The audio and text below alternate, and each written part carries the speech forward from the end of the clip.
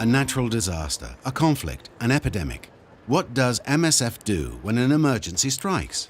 MSF's emergency desk steps in and plans the response.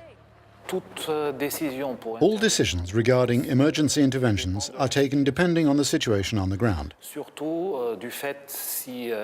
especially if MSF, and even more so our section, is already present. If an MSF team is already present in the country, it alerts headquarters who decide if additional staff should be deployed.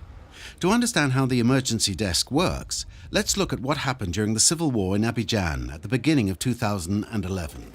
MSF was already working in the country, supplying hospitals with drugs.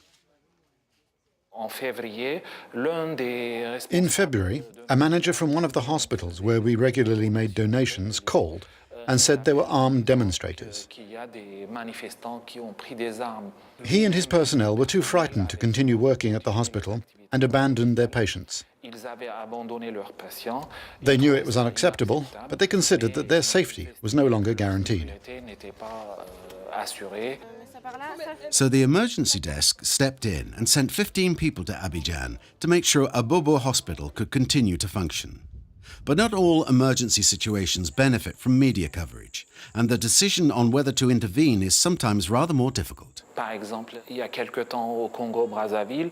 For example, a while ago, one of our contacts in Congo-Brazzaville telephoned us to report the arrival of refugees from DRC in a region of the country called Betou. Not a word in the local press, and the humanitarian organizations present in the country weren't any better informed. We took a gamble and sent several people with drugs and medical supplies from Bangui in neighboring Central African Republic to Betou. It was a shot in the dark, as we didn't know what to expect or what the problems were.